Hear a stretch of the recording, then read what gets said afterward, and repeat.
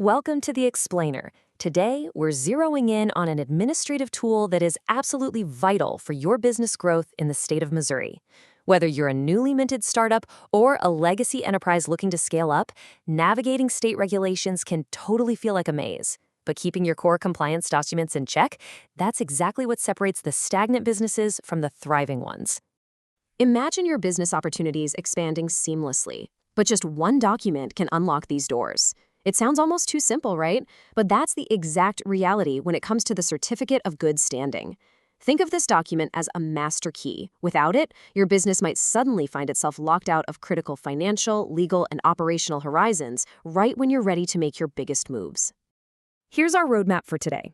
We'll cover unlocking opportunities, defining eligibility, the online application process, timelines and costs, some real-world examples, and finally, troubleshooting.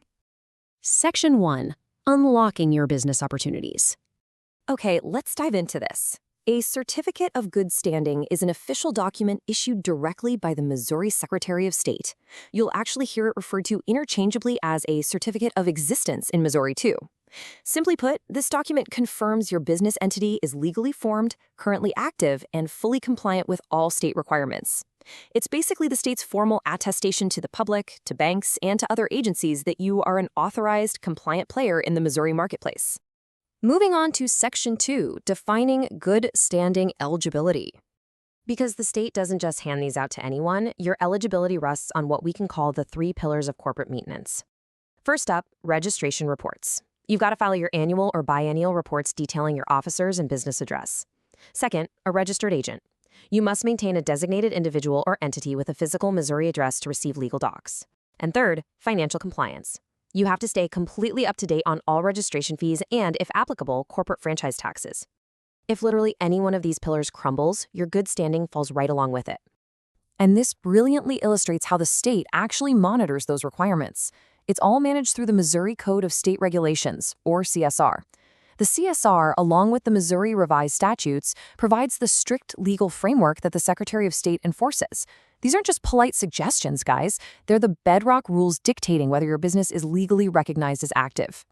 Let's look at these two realities side by side. On the left, a business in good standing is active and authorized. You're clear to get loans, apply for tax credits, and expand your operations. But on the right, failing to maintain those 3 pillars results in an immediate loss of standing. And if you stay not in good standing for too long, you're looking at administrative dissolution. That means the state effectively strips your company of its legal capacity to operate. It is the ultimate penalty, and you definitely want to avoid it. Section 3. The online application process. So, assuming your pillars are strong, how do you actually get this document in your hands?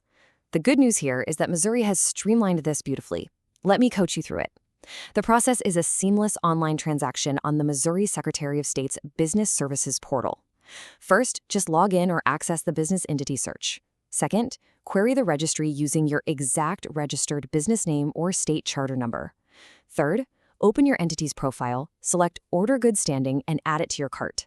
Finally, you check out, and the system generates a secure, cryptographically authenticated digital PDF that you can download right then and there.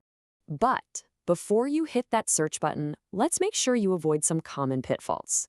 It sounds obvious, but make absolutely sure you're entering your exact registered business name or charter number. No typos. Also, verify internally that your annual registration fees are actually paid before you apply. Because if you have an outstanding fee, the system's going to block you, and you'll just end up staring at your screen in frustration. Section 4. Timeline and cost implications. Let's talk about the administrative logistics everyone always asks about, the cost. The baseline agency fee for a Certificate of Good Standing for most entities in Missouri is a highly affordable $10. So the crucial point is, while the fee it sets is just $10, Missouri law doesn't allow the Secretary of State to absorb payment processing fees. That means if you pay by credit card or e-check online, there's an additional $5 convenience fee tacked on, bringing your total to $15. Still a bargain for what it unlocks.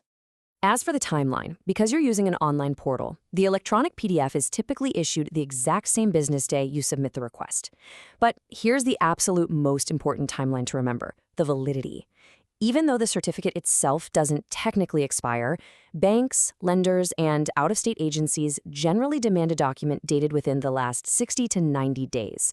Some might even want one from the last 30 days. So definitely plan your request around when you actually need to hand it over. Section 5. Real-world CGS examples. Let's ground this theory in reality. When are you actually going to need to deploy this master key out in the wild? Well, you absolutely need this certificate for major operational milestones. Looking to secure a commercial loan? You need it.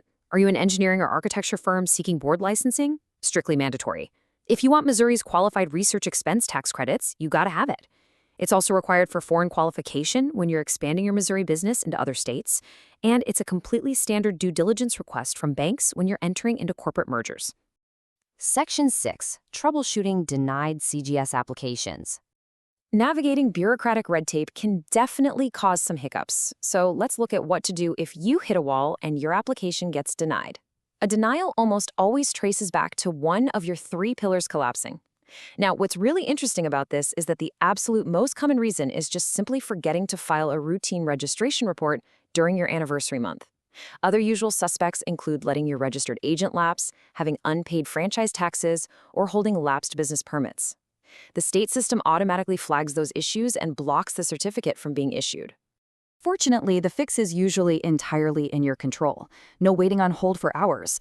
You can just use the 24/7 Missouri Open for Biz portal to quickly file those missing reports, update your registered agent info, and pay off any overdue taxes or late fees.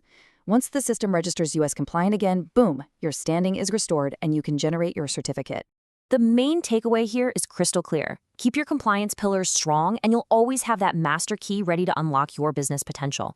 Now, as a quick professional safeguard, please remember this explainer is strictly for educational purposes to help you understand the source materials and state processes. Every business is totally unique, so you should always consult a legal or business professional for advice specific to your exact situation. Which brings us to our final thought for the day. Is your business truly ready to unlock its next chapter? If you aren't 100% sure of your compliance status right this second, make it a priority to check your Missouri business registration today. Don't let an overlooked $10 fee stand in the way of your next big opportunity. Keep learning, keep growing, and keep your business in good standing.